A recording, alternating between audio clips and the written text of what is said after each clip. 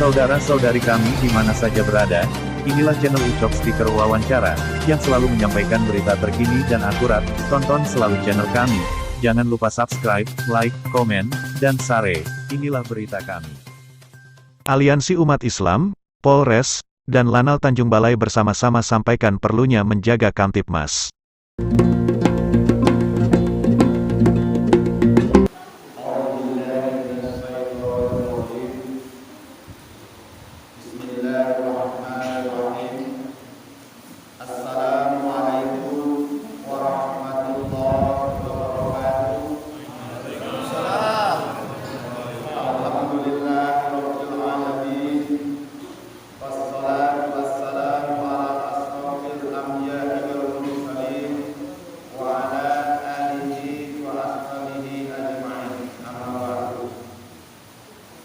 Bersyukur kita kepada Allah Subhanahu wa Ta'ala atas beri nikmat yang diberikan kepada kita. Alhamdulillah, hari ini kita juga masih bisa terbangun, masih bisa sujud berjamaah, melaksanakan sholat subuh. Mudah-mudahan hidup kita tadi mendapat ampunan dan mendapat ridho dari Allah Subhanahu wa Ta'ala.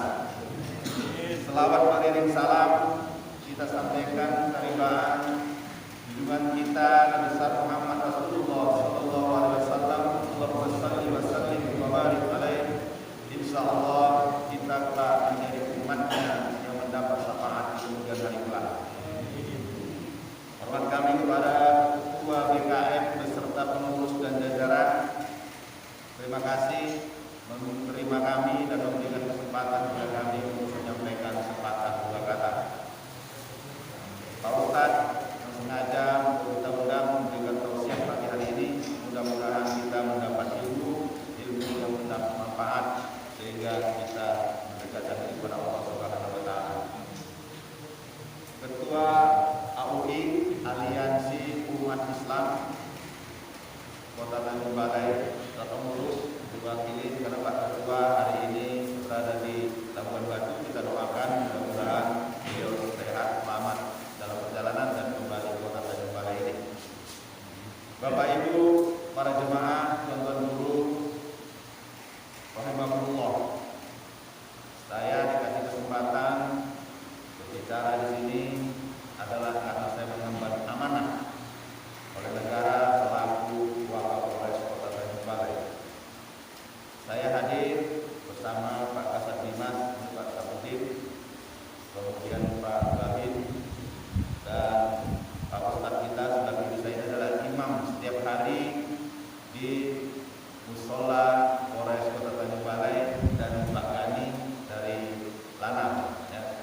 Kami TNI Polri dikasih amanah, dikasih tugas oleh Allah Subhanahu wa Ta'ala adalah untuk memelihara keamanan dan ketertiban dan penegakan hukum.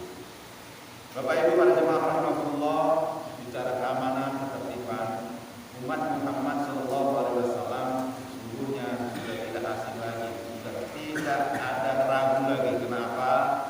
Karena Allah ciptakan manusia dan juga bumi ini lengkap dengan aturannya. Ya.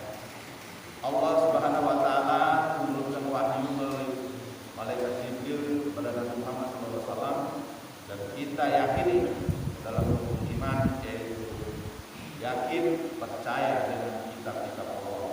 Apa kitab Allah yang harus kita yakini? Ya, kalau kita mengenal kitab, ada 4 kitab dari Taurat, Zabur, Injil, dan Al-Quran. Tapi Al-Quran lah yang kita yakini selaku hudalinas, petunjuk selaku manusia di muka bumi ini. Apa hubungannya dengan kepolisian, keamanan, ketertiban? Karena kami juga belajar dari Al-Quran bahwasanya Al-Quran itu memerintahkan umatnya untuk tertib, untuk hidup damai, untuk hidup tenang, untuk hidup bersujud dan berjemaah. Dalam Al-Quran ada di sana perintah. Perintahnya apa? Umat Muhammad wajib tanpa kecuali melaksanakan sholat di waktu. Larangannya apa? Ada yang haram, ada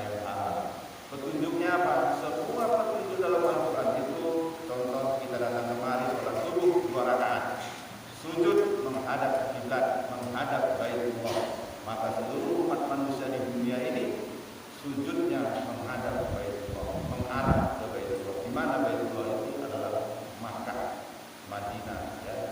Di kota Makkah, Arab Saudi sana adalah kiblat sebagai wujud persatuan kita umat Muhammad.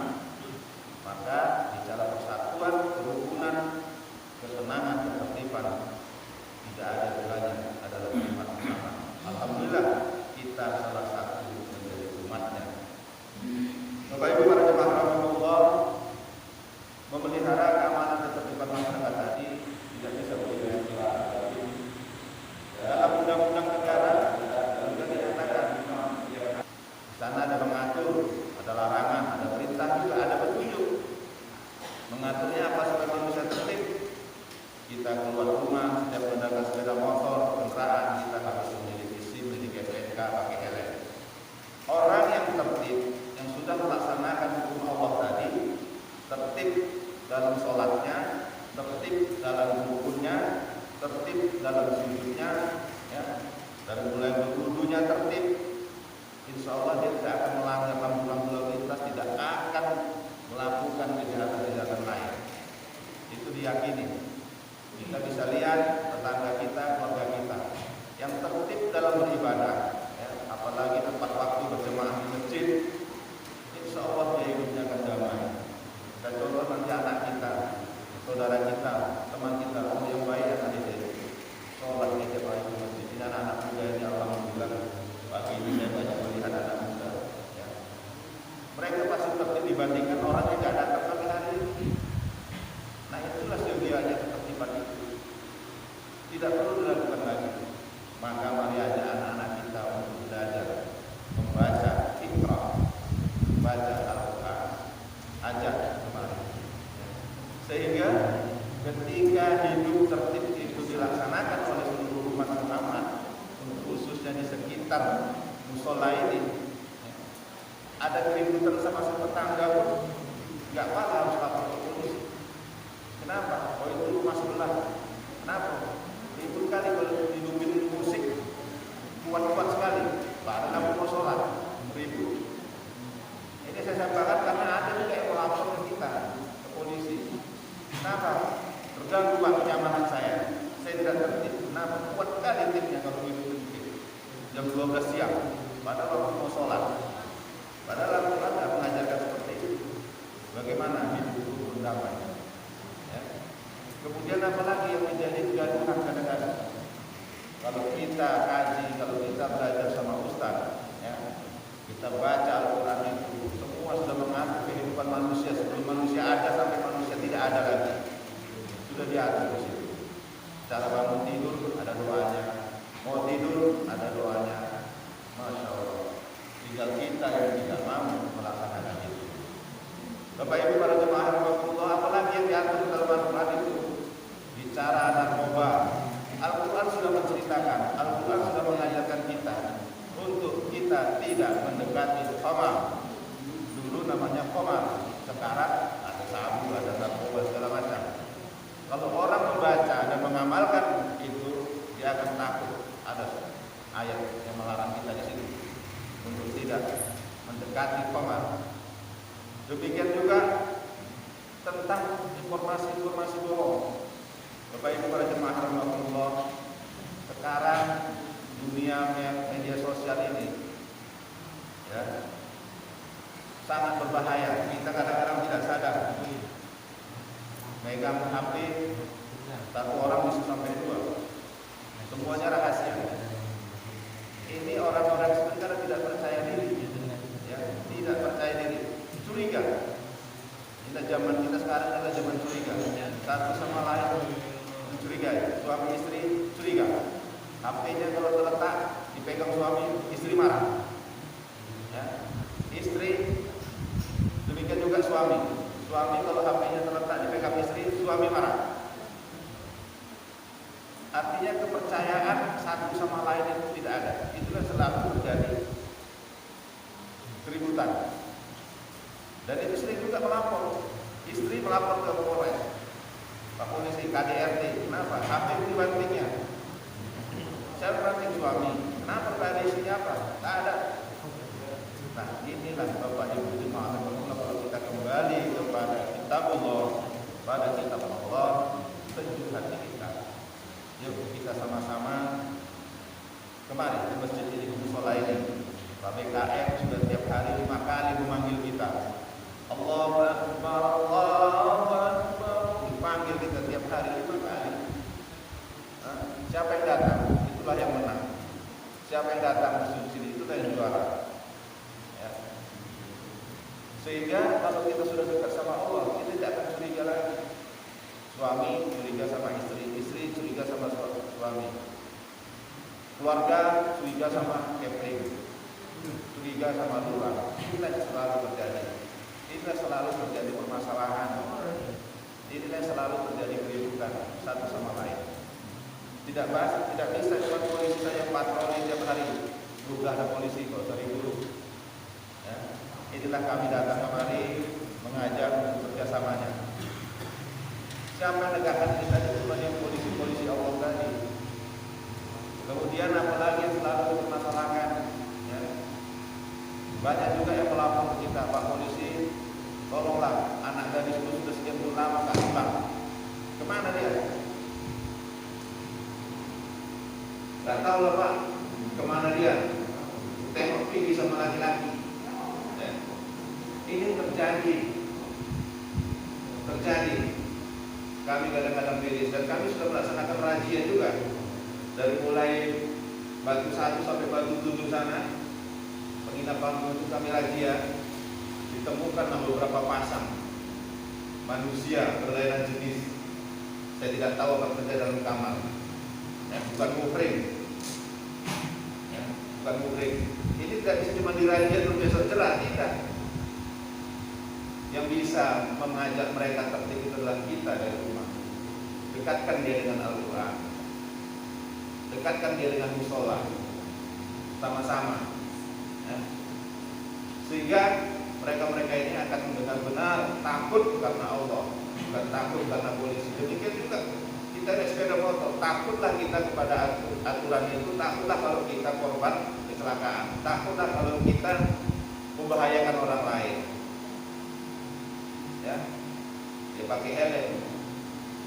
Kemudian takutlah kita kalau mengganggu orang lain. Karena kita nggak sadar kalau belanja naik sepeda motor terus sepeda motor pasti salahnya padahal itu ditindakin orang lain tanpa kita sadari. Sudah mengganggu orang lain. Belok pun demikian juga. Kita tidak mikirin orang pengguna jalan lain. Tengoknya jalannya belok saja kiri, lampu setnya sebelah kanan, tadi beloknya ke kiri. Itu kan membahayakan orang lain. Maka biasa Pak kita nyoba ini. Nah biasa itu kita mulailah dari diri kita sendiri. Yang biasa salah itu yang kita teruskan, yang kita banggakan. Yalah hari ini aku sendirilah kita tertib. Dari hal yang kecil kita mulai dari kita sendiri dan kita mulailah saat ini untuk berubah. Yuk sama-sama kita pelihara keamanan dan ketertiban itu.